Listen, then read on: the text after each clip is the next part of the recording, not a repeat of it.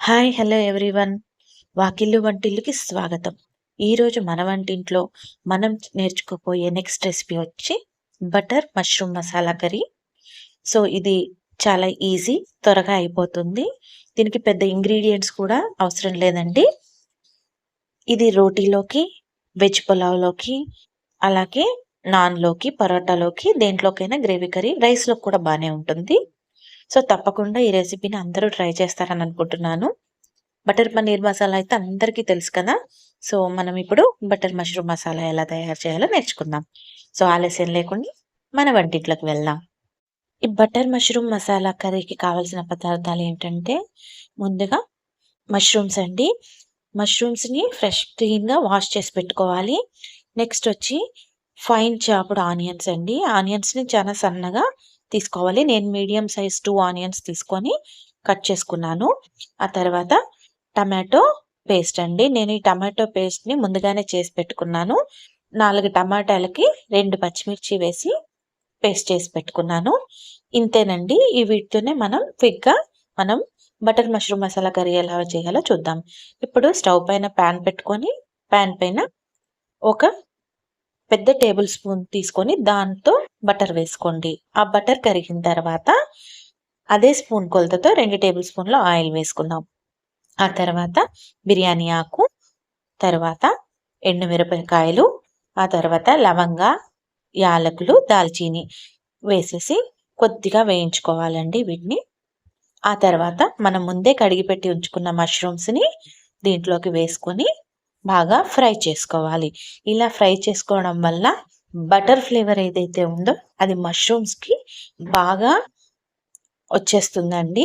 కొద్దిసేపు మూత పెడితే మష్రూమ్స్లో ఉన్న వాటర్ బయటకు వస్తుంది. ఆ తర్వాత కొంచెం డ్రై ఫ్రై చేసుకోవాలి. ఇలా ఫ్రై అయిపోయాయి కదండి గోల్డెన్ బ్రౌన్ కలర్లో.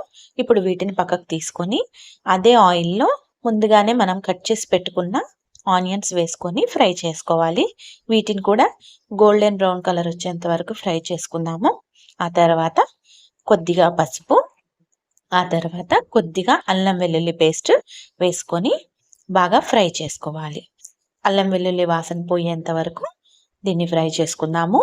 ఆ తర్వాత మనం ఏదైతే ముందుగానే మిక్సీ పట్టి పెట్టుకున్న టమాటో పేస్ట్ ఉందో దాన్ని దీంట్లో వేసి ఆయిల్ పోయకుండానే మీడియం ఫ్లేమ్లో ఉంచుకొని ఫ్రై చేసుకోవాలండి. ఇలా కుక్ అయిన తర్వాత కొద్దిగా సాల్ట్ వేసుకొని మరి ఒక 1 మినిట్ మళ్ళీ ఫ్రై చేసుకున్న తర్వాత మళ్ళీ ఒక టేబుల్ స్పూన్ కారము, మీ రుచికి తగినంత కారం వేసుకోండి. కారం వేసుకొని దాన్ని కూడా బాగా కలుపుకొని కొద్దిసేపు మూత పెట్టకుండానే ఫ్రై చేసుకోవాలండి దీన్ని. ఇలా ఆయిల్ వదిలిన తర్వాత నేను ఇక్కడ మీట్ మసాలా వేశాను. మీకు మార్కెట్లో దొరికేది ఏ మీట్ మసాలా అయినా వేసుకోవచ్చును. బ్రాండ్ నేమ్ చెప్పకూడదు కాబట్టి నేను ఇక్కడ మీట్ మసాలా యాడ్ చేశానండి. ఆ తర్వాత కొద్దిగా కసూరి మేతి కూడా వేశాను. ఇది కూడా వేసుకొని బాగా కలుపుకున్న తర్వాత మనం ముందుగానే ఫ్రై చేసి పెట్టుకున్న మష్రూమ్స్ని దీనికి యాడ్ చేసుకొని ఒకసారి బాగా కలుపుకొని తర్వాత కొద్దిగా వాటర్ వేసుకొని కలిపేసి మూత పెట్టుకొని ఒక 5 మినిట్స్ మీడియం ఫ్లేమ్లో కుక్ చేసుకోవాలి. చూసారు కదండి, ఇప్పుడు ఆయిల్ తేలింది అంటే కుక్ అయిపోయింది. సో దీన్ని మరొకసారి ఓపెన్లోనే కుక్ చేసి కొద్దిగా లాస్ట్లో దించే ముందు బటర్ క్యూబ్ ఒకటి వేసుకొని తర్వాత కొత్తిమీర వేసుకొని దించేసుకొని సర్వ్ చేసుకోవడమే. చూశారు కదా బటర్ మష్రూమ్ మసాలా కర్రీ ఎంత ఈజీగా చేసుకోవచ్చో. తప్పకుండా అందరూ ట్రై చేస్తారని అనుకుంటున్నాను. ట్రై చేసి కామెంట్లో పెడతారని ఆశిస్తున్నాను. మరొక వీడియోతో మళ్ళీ కలుద్దాం.